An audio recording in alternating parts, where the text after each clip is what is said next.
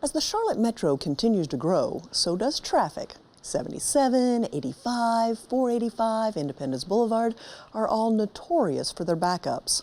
Some say 277 is the absolute worst. Carolina Impact's Jason Terzas joins us with details. Well, if you've ever driven on I-277 around uptown Charlotte, you know exactly how tricky navigating it can be, especially during rush hour. Cars in the on-ramp trying to get over to the left, with cars already on the left trying to merge the right to exit.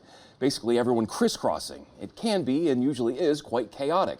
A relative newcomer to Charlotte was taken aback by the never-ending mess and stress of driving on 277, so he put his software engineering skills to work, started tinkering around, and created a video game about it.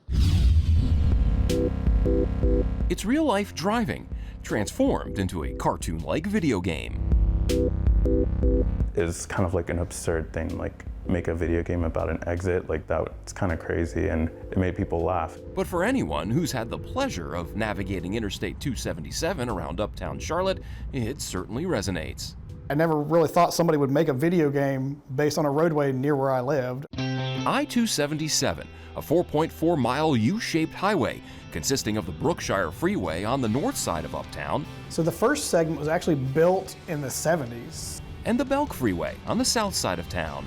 And then the other part, the southern part, was built in the early mid-80s. Add in I-77 to the west, connecting the U, and it's just over 6 miles in total.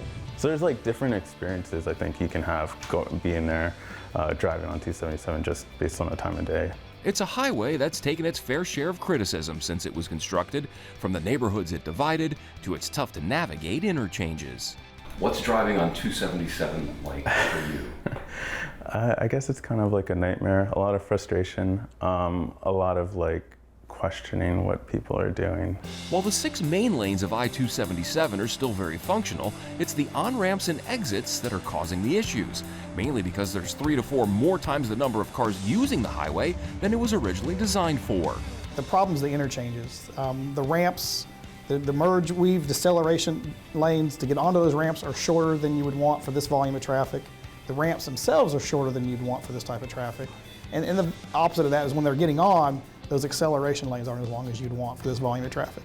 I think it kind of lends itself to a game because like already driving through it feels like a game. I know like my heart like starts racing and like, am I gonna make it? Mike Ramirez moved from Florida to Charlotte 5 years ago. I'm a software engineer. A software engineer by trade, a video game player by passion. If I think back, like what is the earliest thing I remember? It's like Super Mario Brothers.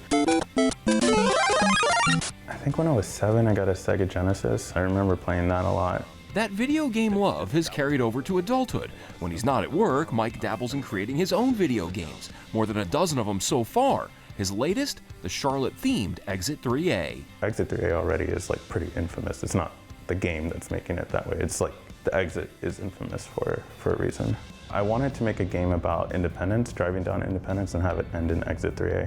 But I thought a game like that would be too much work, so I was like, oh, maybe just Exit 3A. So there's like different modes that I run it in as I'm like testing out different things. He could have picked just about any interchange along I-277, but chose Exit 3A due to its unique dynamics. You're dealing with the people that are going towards Independence. That's kind of like a little bit of a nightmare. You get past that, and then you're heading towards Exit 3A and you have the people coming from Independence the other direction. You're kind of cutting across that. Then you're getting into the actual exit that is always like backed up. We pulled accident data for Exit 3A itself, and then in 2023 and 2024 there were 8 crashes with people trying to get on that exit. 6 of those 8 were rear end or side swipe, which would you expect for a congested location. Putting his software engineering and video game creating skills to use, Mike spent part of the last year creating a simulation of driving towards and onto Exit 3A. The game would start like around here, and you're driving along 277, so people are going to Independence here. You go around this way, the Independence traffic coming in here, and then you're making this first exit right there, that's Exit 3A. It's the people here trying to go straight and left.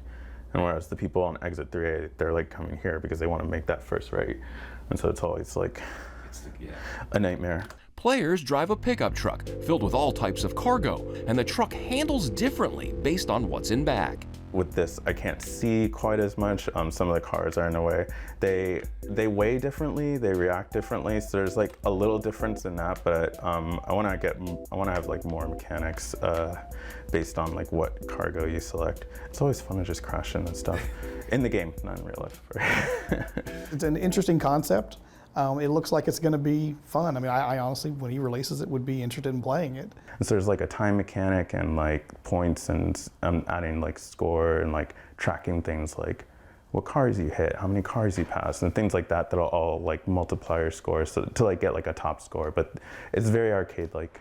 As for I-277, not the game, but the real version, the state is well aware of its deficiencies and has plans in place to address it.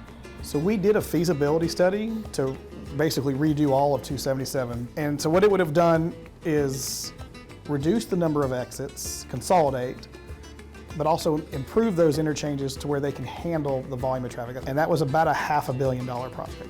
If that project ever gets done, though, is another issue. The project's been submitted through our STI, State Transportation Investment Act, for funding. It just wasn't selected. So in the meantime, Mike will keep working on Exit 3A, a game that's certainly got a lot of people around town talking. I've had a lot of phone interviews, which are a little easier for me to just kind of take a phone interview. And then I think this might be the 4th or 5th video interview. And then I have one tomorrow and one on Friday. I know.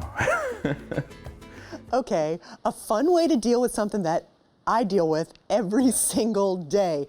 What's the next step for him? I think that's what really makes it unique is people can relate, and that, you know, kind of like comedians. When people can relate to things, that's where it kind of resonates. Well, Mike says the game is not yet complete. He is still toying around with it, wanting to make the surroundings more lifelike, and may expand the game to not just Exit 3A, focusing there, but maybe the whole 277 loop with the other interchanges, or, you know, how to get off and on Independence, because that one's always tricky as well. But, you know, anyone that drives that can relate to this video game.